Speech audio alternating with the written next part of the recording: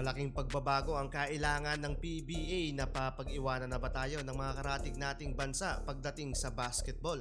At PBA sinuspindi na ang referee dun sa crucial Game 3 ng Meralco Bolts at Barangay Ginebra. So ayun na nga mga idol, nakakahiya ang sinapit ng dalawang PBA team sa East Asia Super League kahapon sa naganap na non-bearing game ng SMB at KT Sonic Boom.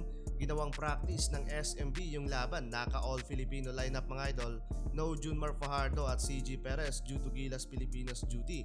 Kaya nabigyan ng pagkakataong makapaglaro ng mas mahabang playing time sina Jeron Teng at Avan Nava.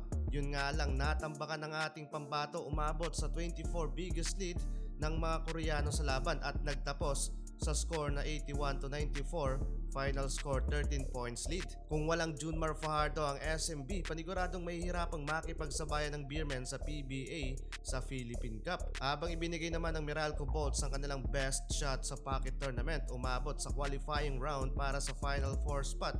Yun nga lang, na-choke mga idol ang Meralco Bolts kontra sa New Taipei Kings at bigutin makapasok sa quarterfinals.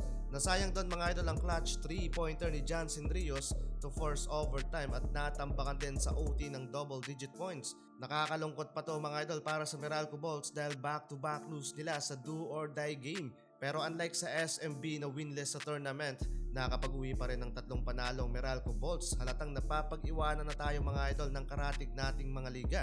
Next pocket tournament sa East Asia Super League, masusubukan naman ang TNT Tropang Giga. At kung sino naman ang magcha-champion dito sa 49 Commissioners Cup, siya ang makakapares ng TNT at ipapadala ng PBA sa tournament. Samantalang sinuspindi na ng PBA ang referee na tumawag ng offensive foul sa Meralco import na si Akil Michil sa crucial do-or-die Game 3 kontra sa Barangay Ginebra. Walang malinaw kung ilang laban sa PBA masususpindi ang referee.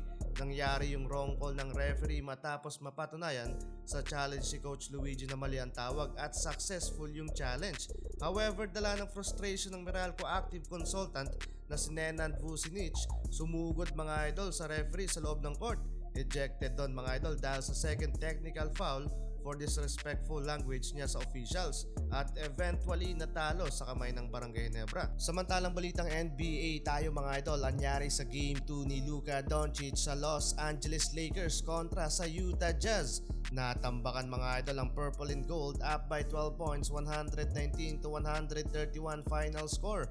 Mamaw si kabayan Jordan Clarkson second to the leading scorer para sa Jazz with 21 points, 9 rebounds and 7 assists. Habang combined 34 points naman ang nasayang para kay Luka at LeBron. Unang talo to mga idol ni Luka Doncic sa Los Angeles Lakers.